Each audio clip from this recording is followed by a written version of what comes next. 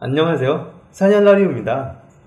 이번 사연은 미국에 사시는 20대 후반의 여자분께서 보내주셨습니다. 모든 걸 짊어지고 혼자서 평생 고통받으신다고 하시며 이혼을 결심한 이 이야기입니다. 무슨 일이 있었는지 지금 바로 알아보겠습니다. 안녕하세요. 올해 20대 후반의 여자입니다. 임신 4개월 차이자 현재 이혼 소송 중인 여자입니다.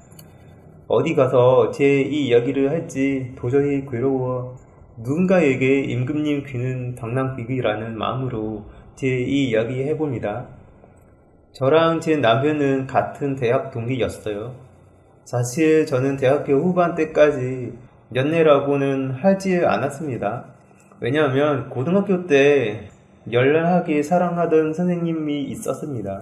선생님 또한 저를 단순하게 어린 날에 감정으로 여기시지 않으셨고 우리 둘은 진심으로 사랑했어요. 그러다 학교에서 선생님들 사이에 안 좋은 소문이 나기 시작했어요. 고등학생 제자와 많아지는 게 아니냐고요. 선생님은 학교를 그만두고 미국으로 건너가시고는 연락이 끊어졌습니다. 저에게 어떠한 연락처도 알려주시지 않으셨어요. 저와 선생님의 사이는 아무 관계가 아니었으나 선생님이 피해를 끼치기 싫다고 하고는 학교를 그만두고 가신 걸로 정리되었습니다. 학교 분위기상 또 가족들에게 말할 수도 없어서 선생님 연락처를 묻고 다닐 수도 없었습니다. 힘들었지만 제 힘든 마음을 선생님께 더 멋진 사람이 되고자 대학 진학에 목표를 두었고 서울 안에 이름이 있는 대학에 진학을 하게 되었습니다. 제 남편은 대학교 예비역 선배였습니다. 연애에도 관심이 없었던 저에게 대학교 때부터 졸업 때까지 따라다녔으며 취직한 이후에도 언제나 저만 챙겼습니다. 항상 제가 일이 생기면 절 데리러 와주었고 밤낮으로 저만 챙기던 열정적이고 좋은 사람입니다. 그렇게 제 어린 날에 사랑은 마음을 정리하게 되고 남편의 사랑에 저도 행복함을 느끼며 살게 되었고 저희 둘은 결혼 이 이야기를 하게 됩니다. 남편은 건설사를 다닙니다. 건설사의 특징상 해외로 몇 년씩 파견이 있습니다. 정말 일주일 전에 3, 4년씩 가는 사우디행이 결정이 되고요. 실제로 결혼은 서두르게 된 것도 남편의 중동행 이 이야기가 나와 결혼을 사유로 해외 파견을 한번 미루게 되어 진행되었습니다. 그렇게 모든 걸 서두르기 시작할 무렵 상견례를 하게 되었습니다. 남편은 20살 때부터 혼자서 살았다고 하더군요. 어머니는 어릴 때 돌아가셨고 아버지는 성인이 되고는 해외에서 일을 하신다고 들었습니다. 하지만 저희가 결혼하면 아버지를 모시고 집에서 살 거라고 하더군요. 그렇게 상견례 날이 되어서 저는 충격에 빠졌습니다. 남편의 아버지가 제 선생님이셨어요. 선생님은 제가 나올지 알고 있었나 보더라고요. 저는 너무 당황스러웠지만 내색을 안 하고 있다가 다음날 선생님을 찾아갔어요. 이 결혼 못하겠다고요. 선생님은 자기 때문이라면 미국으로 들어가서 돌아오지 않겠다고 하십니다. 자신이 잘못했으니 결혼해라고 하더군요.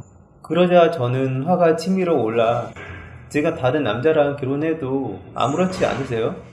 라고 소리치니 괜찮다고 하시더군요. 그래서 저희 결혼했습니다. 남편 집안이 할아버지 때부터 지역 유지시라 경제적으로 넉넉했습니다. 선생님도 저랑 고등학교 때 이후로는 미국이 아니라 프랑스로 가서 미술 공부를 하셨다더군요.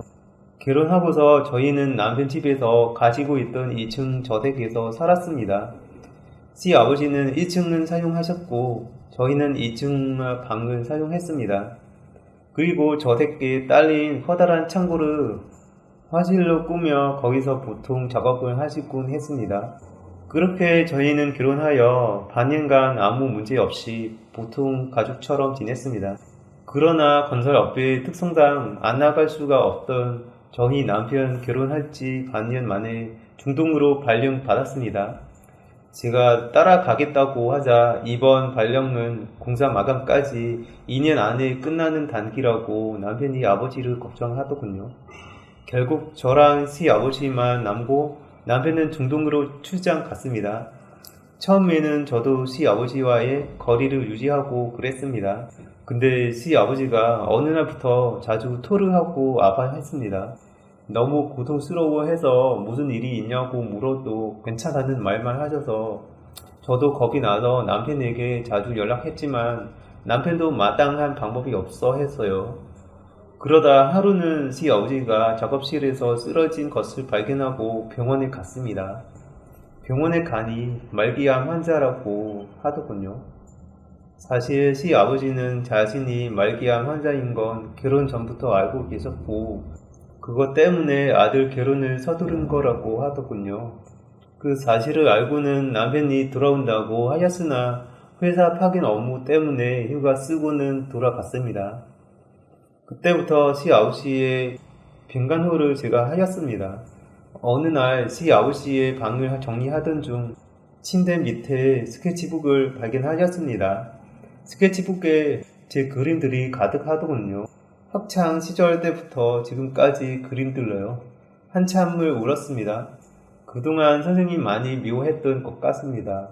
아무렇지 않은 줄 알았는데 본인이 이렇게 아파하면서 절 보고 싶어 했던 게 그러면서 참았다는 게 마음이 아파서 울었습니다.